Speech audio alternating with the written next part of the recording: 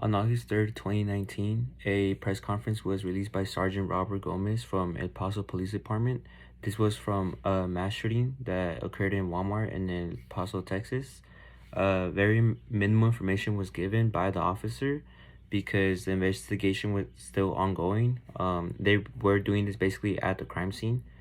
The officer was being cooperative with all the press. He did answer all the questions.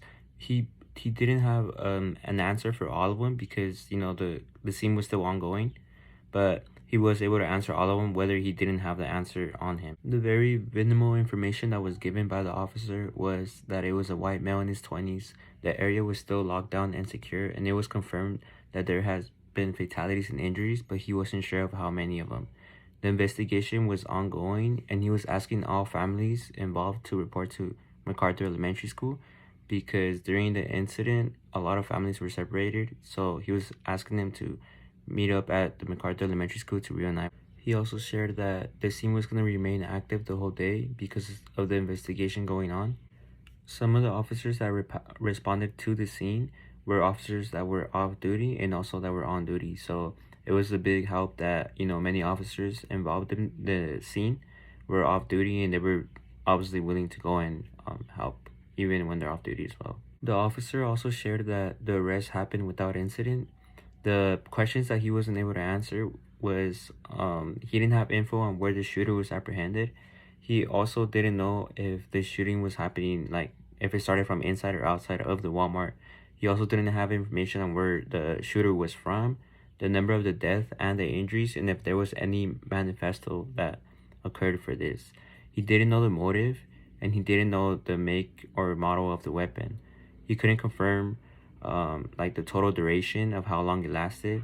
There was no estimate on the number of rounds, and he knew that no law enforcement officer fired the weapon during the incident.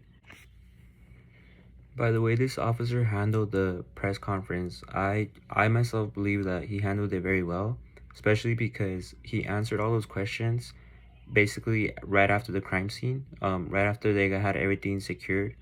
He did release a press conference, and it was around the area of where it happened, and he had so much pressure on him, yet he was willing to answer all the questions. He didn't have the answers for all the questions because they couldn't release too much information, but he was able to answer all the questions. He didn't ignore any of them. He didn't try to avoid any. And obviously, for the ones he didn't have the information for, he just didn't want to answer them because he didn't want to give out any false information. He even said it himself too. He said he didn't feel comfortable giving out information that he wasn't sure of, just because he doesn't want to get any mix up. Also, from the fatalities and the injuries, he knew that there was a lot of families that got separated during the scene, so he didn't want to give out any random number and then put families at risk or having them scared of thinking that their family members have passed away or anything.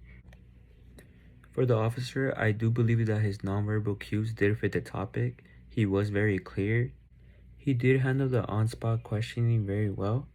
And as for remaining calm, I do feel that he did remain calm, but he was speaking a little fast when answering all the questions. I believe that it was because he was just trying to get through, especially because he knew he couldn't share that much information since the investigation was still ongoing.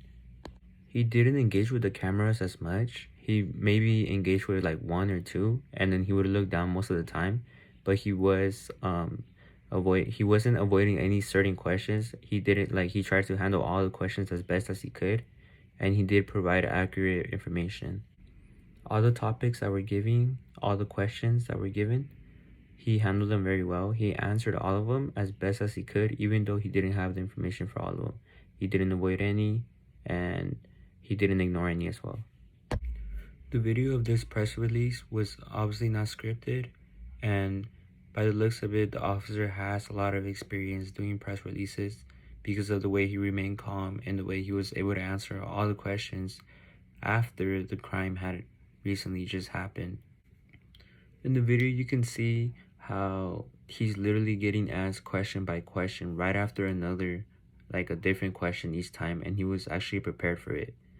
There was some points in the video where you can see that the media was asking him many questions all together at once, and he was really a lot of under pressure.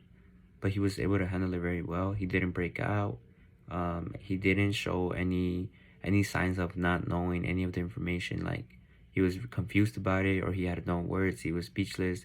He didn't show any of that. There was obviously information he didn't have, but he was able to talk about it and share it and make the media understand why he couldn't answer the questions. After seeing how this press release went, I can understand that it can be very difficult to handle a situation like that, especially after the crime just happened and you have so much of the media asking you all different types of questions regarding the crime scene. It's very amazing how officers, besides serving the country, they have to go through things like this while talking to the media, and they have to seem very professional about it, and they have to know what they're saying.